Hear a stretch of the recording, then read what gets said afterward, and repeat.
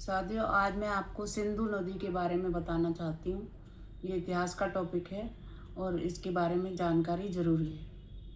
जब हिंदुस्तान के नाम पर हिंदुस्तान बाद में नाम पड़ा, पहले सिंधु देश कहा जाता था या आर्यावर्त था। पाकिस्तान का बंटवारा बाद में हुआ है, बहुत बाद में।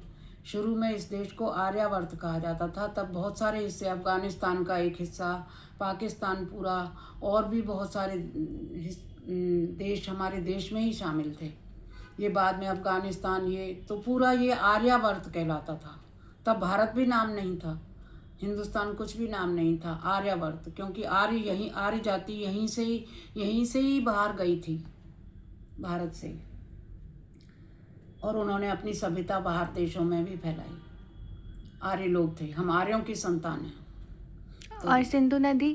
और सिंधु नदी इसलिए नाम पड़ा क्योंकि पाकिस्तान जब अलग हो गया हमारे देश से, तो इस नदी को उन्होंने हिंदुस्तान में ना रहने के कारण, हिंदुस्तान में नहीं थी ये उस टाइम, पाकिस्तान और हिंदुस्तान एक थे।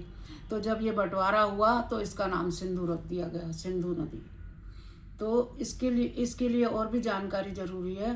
हड़प्पा और मोहनजोदड़ो, ये दो इतने सिविलाइजेशन है हमारी प्राचीन, हड़प्पा और मोहनजोदड़ो नाम नहीं है, लोगों ने बिगाड़ दिया। मोहनजोदड़ो नाम था। मोहन, मरे हुए लोगों का टीला, मोहनजोदड़ो का ये मतलब है। तो लोगों ने मोहनजोदड़ो बना दिया। ये कितनी गलत फहमी है जो दूर की जानी चाहिए। और हड़प्पा की सभ्यता में उस टाइम लोग, हमारे देश के आर्यावर्त में रहने वाले वो लोग उस टाइम बर्तन बना लिया करते थे। उनको जानकारी थी, पूरी आग की जानकारी थी। जब दूसरे देशों के लोग जंगली जीवन बिता रहे थे, वहाँ पे कोई आबादी का नाम भी नहीं था और वो अपने देश का नाम तक नहीं रख पा रहे थे, बातचीत भी नहीं कर पाते थे, इशारों से बात करते थे। तब हमारे देश में संस्कृत बोली जाती थी, संस्कृत में बात होती थी। तो इससे आप अनुमान लगा सकते हैं कि हमारी सभ्यता कितनी प्राचीन है।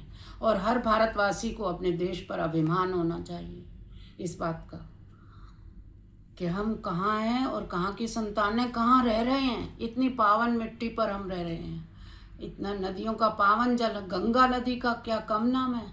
गंगा नदी हमारे जीवन में जल स्रोत सी बहती है। गंगा नदी ऊर्जा है और गंगा नदी की धार्मिक महत्ता तो है ही, ये सभी जानते हैं। ठीक है।